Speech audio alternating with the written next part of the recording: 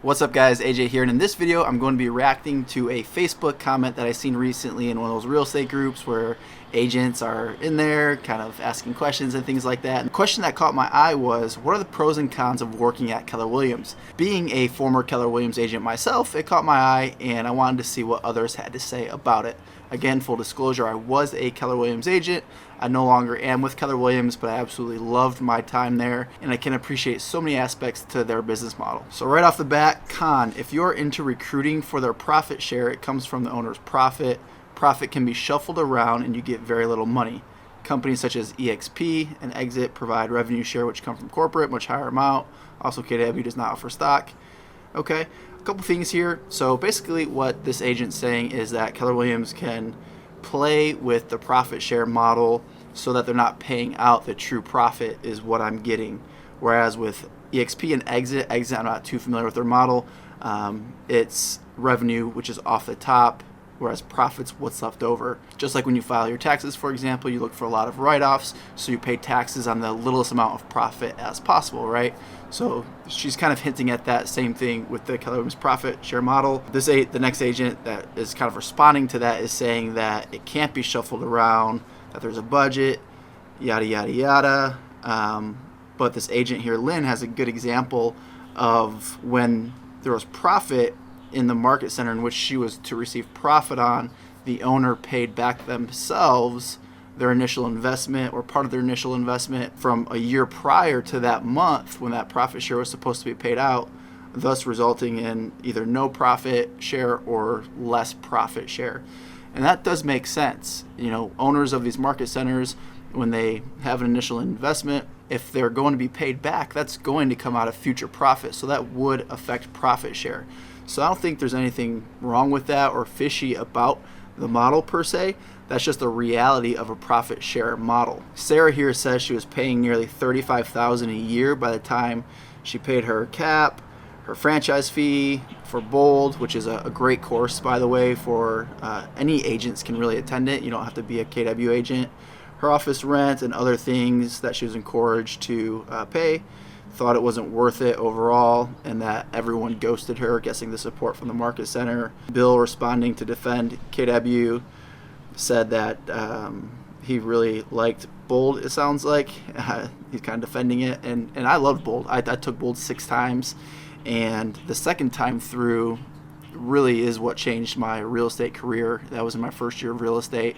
That, along with hiring a Mike Ferry coach initially, is what changed my real estate career. So again, Bold's a great course. So Sarah responded to Bill that she actually was a team leader. This is essentially the broker, not necessarily the broker, but in most offices they'd be considered like the broker in charge.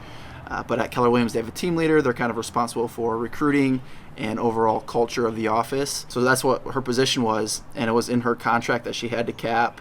And she wasn't into Bold because of the chanting and what she says, the cultish stuff. You definitely get out of your comfort zone in Bold, no doubt about it. So I can see where she's coming from. And that she tried talking to some of her former friends, and she either gets no response or some of them turned her Facebook page in because she didn't change her name quick enough after she had left KW. So that's interesting, and you see that sometimes, I think probably for many brokerage, when you leave your broker, sometimes people that you think are your friends, if you go to a different brokerage, they're not really your friends, right? They don't continue to talk to you. So essentially, I kind of look at it like this, because sometimes when agents are looking to change brokerages, they're afraid that their friends aren't going to be their friends afterwards.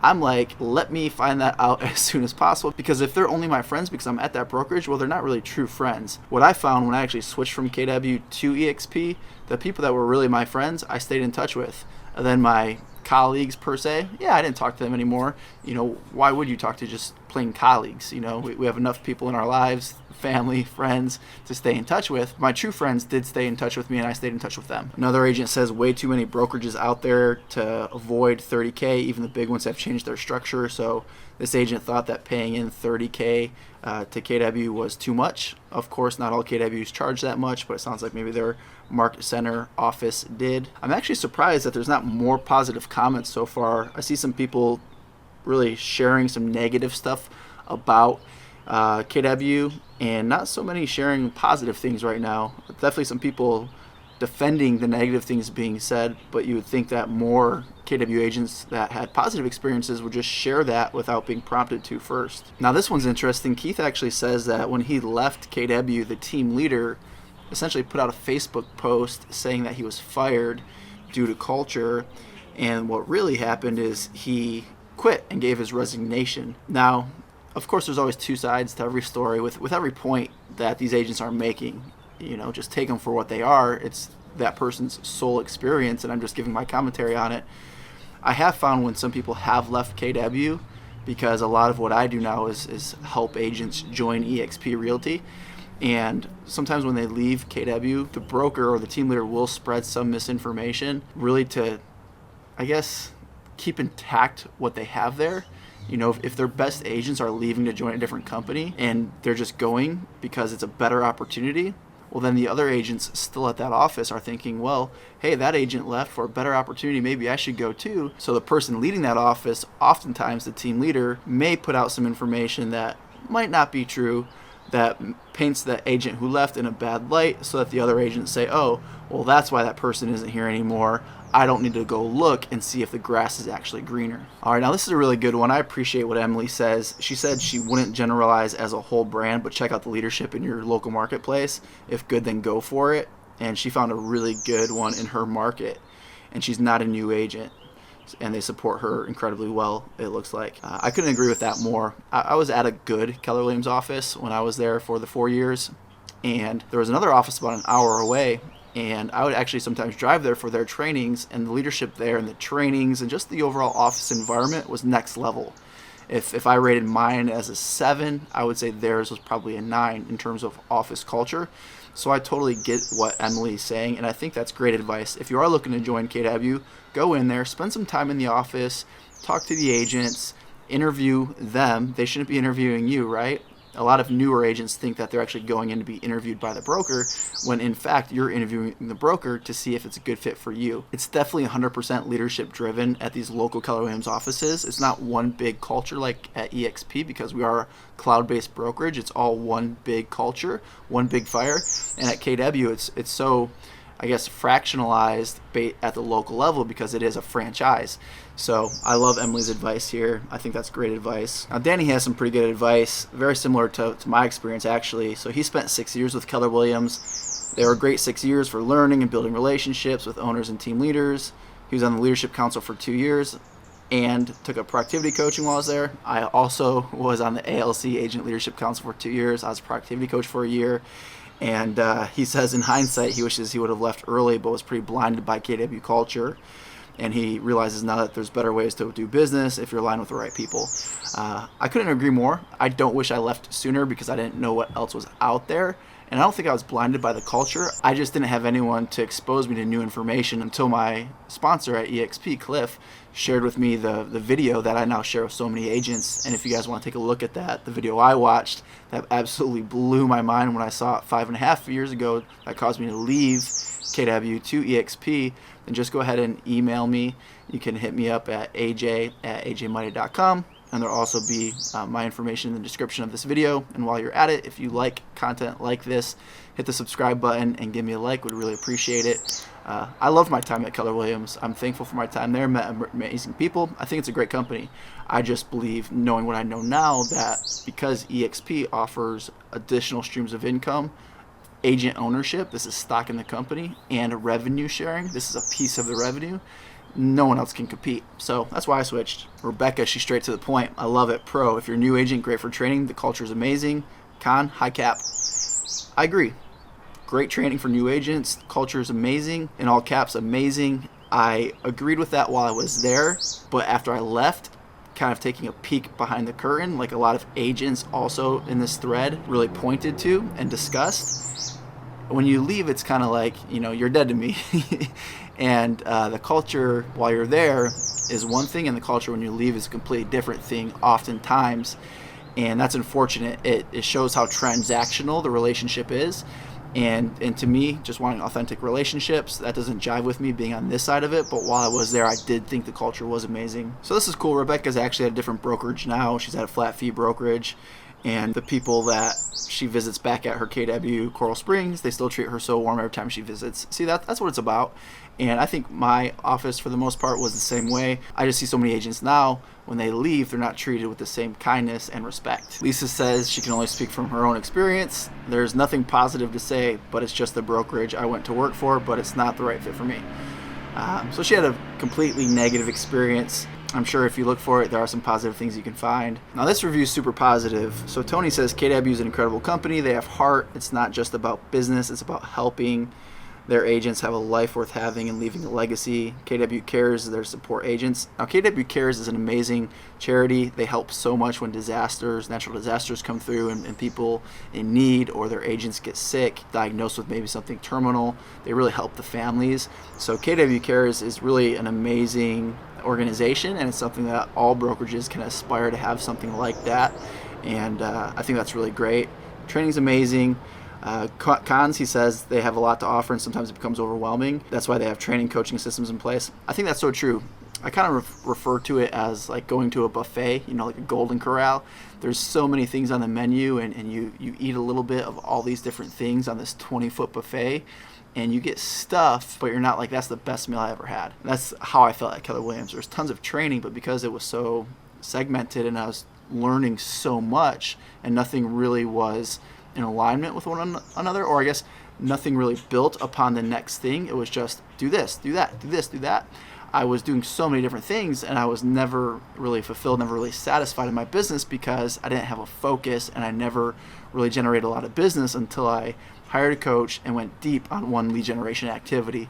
So I couldn't agree more with that con. I don't think the problem is that there's too much. I think it's kind of how it's arranged and presented.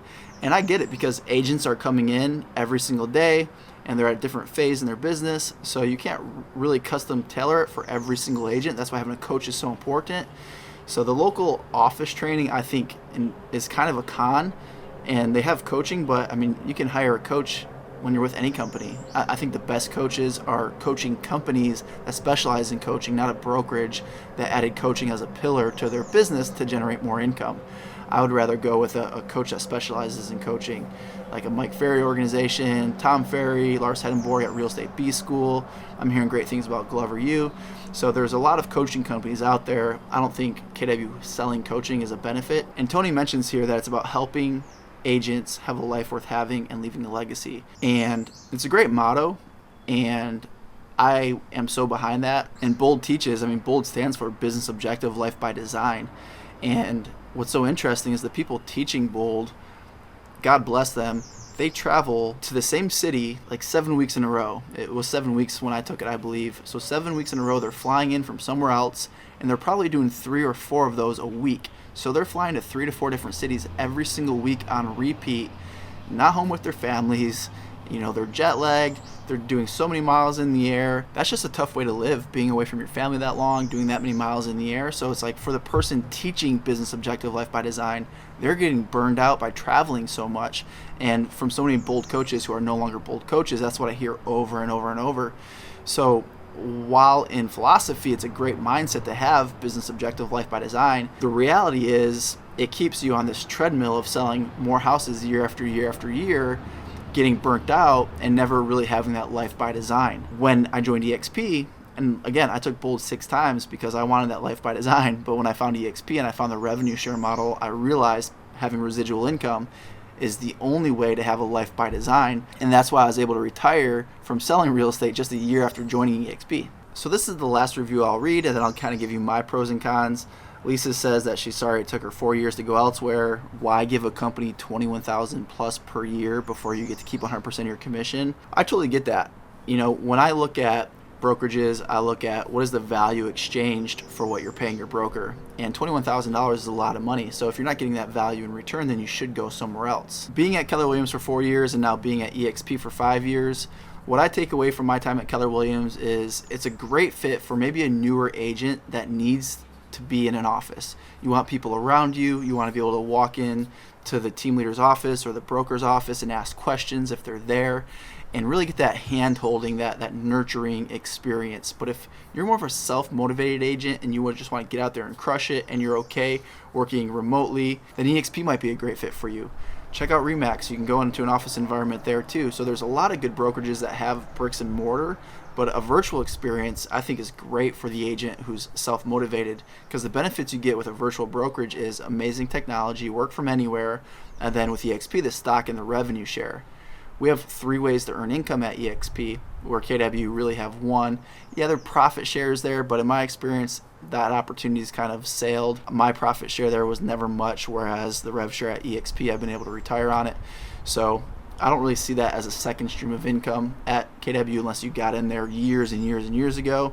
But I'm sure there's others doing well with it. That's just my experience. So I think if you're a new agent, you want that hand holding experience, KW could be a good option. Another pro that I like about KW is the culture is learning. The culture is growth mindset.